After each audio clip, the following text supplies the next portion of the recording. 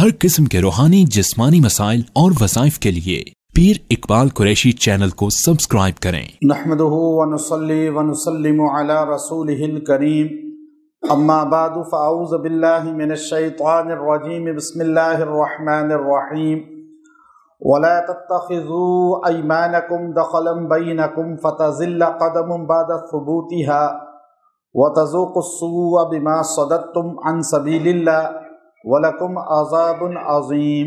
सदक़ल्लाहुल अज़ीम।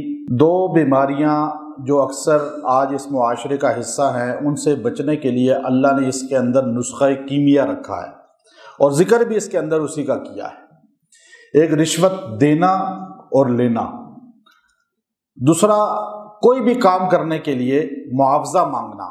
एक बंदे के पास आप जाते हैं, जज है, तनख्वाह ले रहा है, वो उसने फैसला करना उसका राइट बनता है, हलाल तब उसकी तनख्वाह होगी, लेकिन वो आपसे पैसे मांगता है, दफ्तर में चपरासी चाहे कोई है। तो ये दो ऐसी बीमारियां हैं जिनका अजाब इस आयत के अंदर बड़ा सख्त आया है। एक बात, और कसम खाना, और कसम जानबूझ के झूठी खाना कि मैं धोखा दे लूं किसी को, या झूठी गवाही देना। लोग अक्सर ये मामूली चीज समझते हैं। एक है कसम इंसान खा ले, और कसम खा के टूट जाए वो अलग चीज है।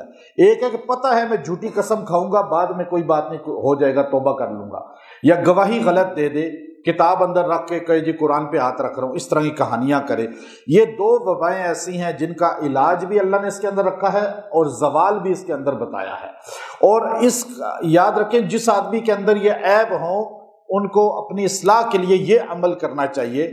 और अगर किसी के अंदर है, आपका काम फंस गया है, आपको रिश्वत दिए बगैर काम नहीं हो रहा, या आपको कोई झूठी कसम या झूठी गवाही के जरिए फंसाना चाहता है, तो आप ये अमल करें इस आयत का, अल्लाह आपको उससे छुटकारा भी देगा और उसे गिरफ्त में भी लाएगा।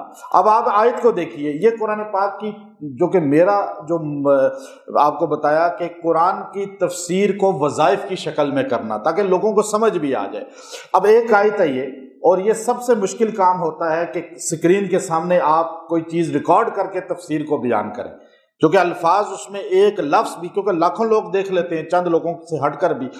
अब ये जो असल चीज़ है, इसमें अल्लाह रब्बुल इज़्ज़त ने जो बयान किया, पहले का वला तत्तखिज़ू अयमानकुम, मत बनाओ कसमों को, पकड़ो मत पकड़ो कसमों को, दखलन बैनकुम, एक दूसरे के अंदर जो है दरार डालने के लिए, यानी कस्में दरार डालने के लिए, दाखिल होने के लिए मत बनाओ कि तुम्हारी वजह से दरार पड़ जाए। अब ये दरार का लफ्ज़ क्यों बोला, दखलन बैनकुम क्यों कहा, यानी कसम झूठी ना खाओ, तुम कसमों को खेल तमाशा ना बनाओ, गवाही को खेल तमाशा ना बनाओ। कि जब आपसे कोई पूछता है कि भाई आप बताएं कि क्या ये बंदा ऐसा है, आप झूठ कह रहे हैं, आपको पता है कि मैं झूठ बोल रहा हूं, ये बात ना करो। आप कहीं अदालत में गवाही दे रहे हैं, कहीं जरगे में गवाही दे रहे हैं, या आपको कहीं कसम खानी पड़ रही है, तो आप कसम मत ऐसे खाएं। ऐसे कसम खाकर जो है अपनी बात को जो है उसको दूसरों पर सच साबित करने के लिए झूठ ना बोलें।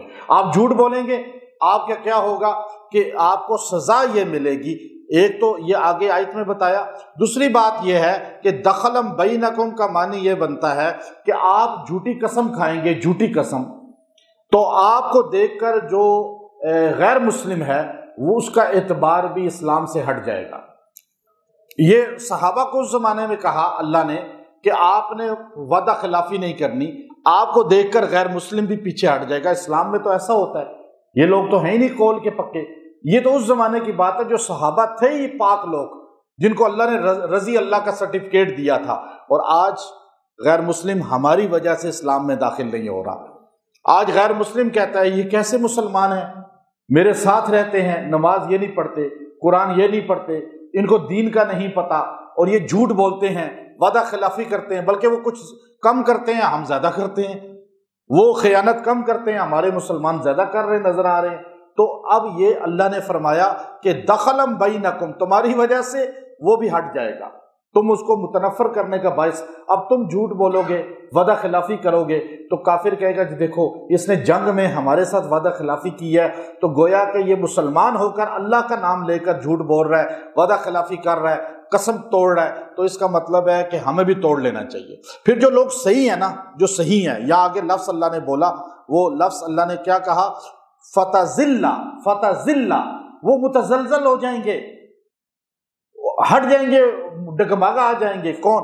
بعد ثبوتہا، جو پکے ہیں، جو قول کے پکے ہیں، جو وعدے کے پکے ہیں، جو زبان کے پکے ہیں، مسلمان نہیں ہیں، یا ہو سکتا ہے مسلمان ہیں لیکن دیندار نہیں ہیں، اور دین والا نمازی دیندار ہو کر، دین کی جماعتوں کے ساتھ جڑ کر، مدرسے مسجد سے تعلق ہو کر یہ وعدہ خلافی کرے گا، جھوٹ بولے گا، فراڈ کرے گا، تو بے دین آدمی، اللہ کہہ رہا ہے فتزل قدم بعد ثبوتہا، وہ تو ویسے ہی ہٹ جائے گا۔ دیکھو جی نمازی ایسے ہیں، دیندار ایسے ہیں، تو اس لیے یہ معنی کئی، اس کا سب سے بہترین جو اس کی تشریح کی ہے نا، وہ ابن عطیہ رحمۃ اللہ علیہ نے تفسیر بحر محیط کے اندر کی ہے، اور اس کے رشوت کے ساتھ بھی آگے سب چیزوں کو جوڑا ہے، اور خیانت کے ساتھ بھی جوڑا ہے، اور جھوٹ بولنے کے ساتھ، وعدہ خلافی کے ساتھ بھی۔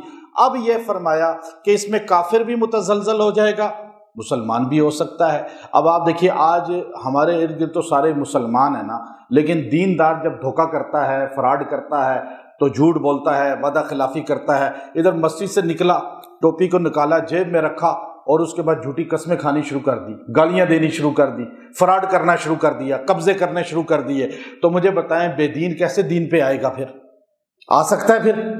تو اب روک کون رہا ہے؟ اللہ کہتا ہے، اب لفظ سنیے گا، یہ میں ساروں کے لیے آگے، یہ ابن عطیہ رحمۃ اللہ علیہ کی تفسیر بحر محیط سے آپ کو بتا رہا ہوں۔ فرمایا وَتَذُوقُ السُّوءَ، یہ تمہیں اللہ مزہ چکھائے گا، یہ تو تم جھوٹ بولتے ہو، رشوت لیتے ہو، وعدہ خلافی کرتے ہو، قسمیں توڑتے ہو، یہ کام کر کے تم لوگوں سے پیسہ بٹورتے ہو، وَتَذُوقُ السُّوءَ، اللہ تمہیں مزہ چکھائے گا، بِمَا صَدَدتُّمْ، اب تم نے تو قسم توڑی، تم نے تو وعدہ خلافی کی، تم نے غلط گواہی دی، اس کا تعلق اللہ کے رستے سے روکنے سے کہاں ہو گیا؟ کہ کوئی آپ نے کسی کو نماز سے روکا، آپ نے کسی کو حج سے روکا، آپ نے کسی کو مسجد سے روکا؟ نہیں، اللہ نے جو لفظ استعمال کیا، اللہ نے کہا تمہیں اس لیے سزا ہوگی بما صددتم عن سبیل اللہ، کہ تم لوگوں کو اللہ کی راہ میں نکلنے سے مانے ہو گئے، رکاوٹ بن گئے، تمہاری وجہ سے دیندار بننا بھی لوگوں نے چھوڑ دیا، اسلام میں آنا بھی چھوڑ دیا، قرآن پڑھنا بھی چھوڑ دیا، مسجد آنا بھی چھوڑ دیا۔ ایسا ہے یا نہیں؟ آپ اپنے ارد گرد دیکھیں، جتنا حلیہ دیندار ہوگا اکثر لوگ فراڈ اتنا ہی بڑا کرنے والے ہوں گے۔ نمازی بن کے فراڈ کرتے ہیں، حاجی بن کے فراڈ کرتے ہیں، محراب یہاں پر آئے گا اتنا بڑا فراڈ کر رہا ہوگا۔ ایسے حال ہے یہاں پر۔ اور پھر ہندو کیسے؟ مجھے ایک ہندو خود کہنے لگا، بڑا پنڈت تھا، مجھے کہنے لگا آپ کے مسلمان دیکھو کیا کرتے ہیں، وہ بھی تو قبروں کو سجدہ کرتے ہیں، ہم میں ان میں فرق کیا؟ وہ ہمارے قبر کو دیکھ رہا ہے کہ بت کے آگے سجدہ کر رہے ہیں تو قبروں پہ کیا ہے؟ بڑا پنڈت تھا، مجھے کہنے لگا۔ تو بات یہ ہے، اللہ نے فرمایا تو جھوٹی قسم کھا رہا ہے، تو خیانت کر رہا ہے، تو قول غلط کر رہا ہے، لیکن تجھے سزا اس لیے ملے گی کہ تو لوگوں کا دروازہ بند کر رہا ہے دین پہ آنے پر، اللہ کی راہ، ان سبیل اللہ کا لفظ بولا۔ وَلَكُمْ عَذَابٌ عَظِيمٌ، تمہیں دردناک عذاب ہوگا۔ اللہ کہتے ہیں تمہیں دردناک عذاب ہوگا۔ اب اللہ کے جملے، اچھا آپ کہتے ہیں مجھے بڑی تکلیف ہے، ایک بچہ کہتا ہے مجھے بڑی تکلیف ہے، ایک بڑی عمر کا بندہ کہتا ہے مجھے بڑا درد ہے، تو درد کا لیول مختلف ہے نا۔ اور اب آپ دیکھیے جس کو اللہ کہہ رہا ہے وَلَكُمْ عَذَابٌ عَظِيمٌ، وہ بڑا دردناک عذاب ہوگا، تو وہ عذاب کیسا ہوگا؟ اللہ جس کو کہہ رہا ہے کس کو ہوگا؟ جھوٹی قسم کھانے والا، جھوٹے وعدے کرنے والا، وعدے کر کے توڑ دینے والا، یہ سارے گناہ کرنے والا جو ہے، اور لوگوں کو دین سے متنفر کرنے والا اپنے قول فعل سے۔ یہ آگے اللہ نے کہا دیکھو میں سمجھا رہا ہوں، عذاب کا کہہ کے اللہ سمجھا رہا ہے، اللہ کا انداز ہے ایسا۔ اللہ کہتا ہے وَلَا تَشْتَرُوا بِعَهْدِ اللَّهِ، دیکھو ثَمَنًا قَلِيلًا، اللہ کے وعدوں کو تھوڑی قیمت پہ نہ بیچو۔ امام قرطبی فرماتے ہیں ثمنًا قلیلہ جو ہے، اگر پوری کائنات سونے سے بھر جائے اللہ پھر بھی ثمنًا قلیلہ ہی کہے گا، کیونکہ اللہ کا نزدیک تو وہ تھوڑا ہی ہے نا، ہمارے نزدیک زیادہ ہوتا ہے۔ تو اللہ کہتے ہیں ثمنًا قلیلہ، اس پوری کائنات بھی تمہیں مل جائے سونے کی پھر بھی نہ بیچو، قسم نہ توڑو، بات نہ چھوڑو، بات پہ ڈٹ جاؤ، وعدے نہ توڑو۔ اور پھر بات جو ہے انما عند اللہ، بے شک جو اللہ کے پاس ہے، هو خیر لکم، وہ تمہارے لیے بہتر ہے، ان کنتم تعلمون، اگر تمہیں پتہ ہے تو، اندر تمہیں علم ہے، اللہ کے پاس جو ہے وہ تمہارے لیے بہتر ہے۔ اور جو تم یہاں دیکھ رہے ہو جھوٹی قسمیں کھا رہے ہو پیسے لے کر، وعدہ خلافیاں کر رہے ہو پیسے لے کر، گواہیاں دے رہے ہو جھوٹی پیسے لے کر، تو پھر تم سوچ لو یہ پیسہ ہر چیز تھوڑا ہے، اللہ کے پاس جو ہے وہ بڑا ہے، یا عذاب یا اللہ جو نعمت تمہیں دے گا۔ یہ تو یہاں اس کا ظاہری ترجمہ ہو گیا۔